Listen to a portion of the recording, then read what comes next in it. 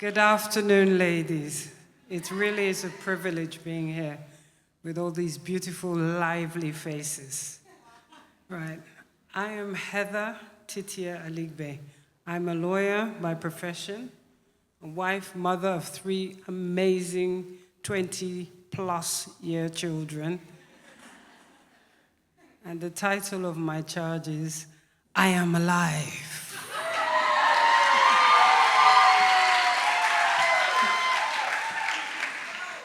Thank you that you didn't think that, I'm alive. Of course, we're all alive. It's a lazy, lame title. But don't worry, just hear me out. I am from a very religious, multicultural background. I had, because he no longer is, my father was a Nigerian Baptist who married a Guyanese Seventh-day Adventist. Hold on. Then they christened me in the Church of England, apparently because my godmother was of that denomination. Then the first 7 years of my life, I spent going to Seventh-day Adventist church with my grandmother. The next 7 years, I was in a Catholic church with my aunties. And then pivoting between Catholicism, Roman Catholic, and Pentecostal in my adult life until I landed in the Pentecostal church. Now, my life took a turn in 2016 when I was literally shocked into remembering who my Lord and Savior is. I kept feeling tired. I'm just explaining this for any sister out there who may don't ignore tiredness. Tiredness is not normal. Unless you have a 2-month or 3-month-old baby waking you up at night or toddlers. If you don't have that, you should not be tired all the time. Go to sleep, you wake up, you're tired. So I had that, and I ignored it. Kept going to my GP. He would say, it's depression. A few months later, it's menopause. Next, it's arthritis in your body. But when I found myself strolling on the high street, well, actually, I thought I was walking quite briskly. And these little old women and men that you normally whiz past were whizzing past me. I said, yeah, something's wrong. Because I thought I was walking, really. And they were like, whoosh, whoosh, with their trolleys. I was like, okay. So I told my GP, there's something definitely wrong. The result of that was he sent me for an ECG. I was sent to Rapid Access Chest Pain Clinic and sent for an angiogram. Fortunately, my daughter accompanied me for the angiogram. I have no recollection of what I'm about to tell you. I'm telling you what was told to me by my daughter, Issy, and by my cardiologist, because there's no memory of that. Still haven't got it, and it probably won't come back. Apparently, the procedure went well for my angiogram, and they discharged me. Everything's fine. Arteries are clear.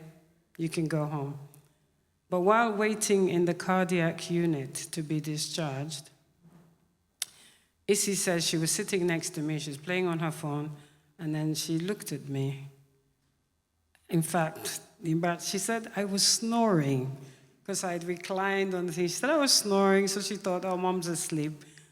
But then I stopped, and she looked at me, and my eyes were wide open, and I was unresponsive. So she raised the alert, and I had a cardiac arrest. I was resuscitated and taken into surgery where stents were inserted. And then I had another cardiac arrest. I was resuscitated again, and then I had another cardiac arrest. So I was placed in an induced coma for 5 days. Then I woke up and discovered I had pain in my chest from microfractures from the compressions, tubes in my nose, tubes in my neck, tubes in my groin, and I discovered that we had had breakfast and left Brexit and left Europe. So, yeah. So, the first thing I saw when I woke up was my daughter. She had stayed by my side, coming every morning, being kicked out, praying over me, reading the Bible over me, being kicked out of the intensive care unit by 10 o'clock every night. And it was, yeah. Yeah, she was my angel. And that night after she left, I had a terrible night. I couldn't sleep. I kept seeing terrible visions of fire, and dark clouds were engulfing me. I actually thought I died and gone to hell. And I heard the words, "You struggle not against flesh and blood." So I remembered Ephesians 6:12, and then I started praying and calling on Jesus. And everything settled. Then there was a calm, and I slept very peacefully, which I did every night thereafter. Fast forward to 2021. I'm caring for my elderly mother who's suffering from kidney failure, on dialysis with Alzheimer's and dementia. She caught COVID, 80-year-old, and survived. Yeah.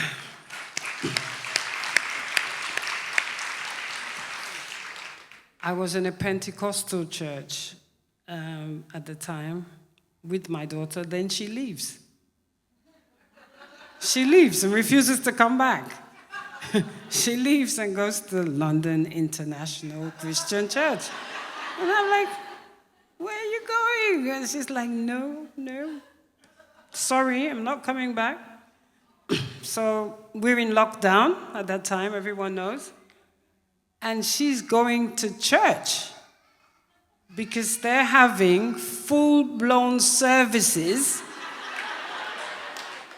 right in this place.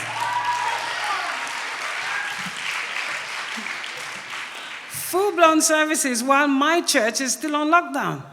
So I started coming along, little peaks, and I'm like, wow. I've attended, there's so much lively, youthful exuberance in this place. I'm not going back to that. So I decided to study the Bible, even though I had studied the Bible before, and I'd read through it several times. But that was the best decision I ever made. Yeah, thank you. Thank you. I found beautiful women from different backgrounds and ages who also studied with me. Actually, I think I'm in the top 5 geriatrics in the kingdom. Yeah. But at my age, knocking hard on 60, we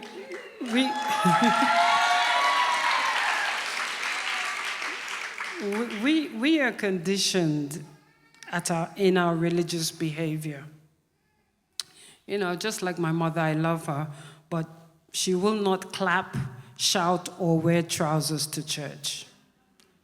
We're more concerned when we're older about being part of a certain crowd and about what people will say, and we don't realize that for many of us, we are spiritually dead inside, And I needed to remember that I must work out my salvation with fear and trembling,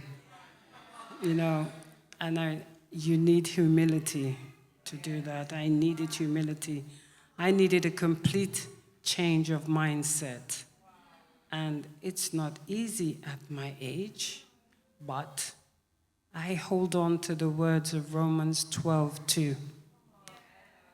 Do not conform to the pattern of this world, but be transformed by the renewing of your mind.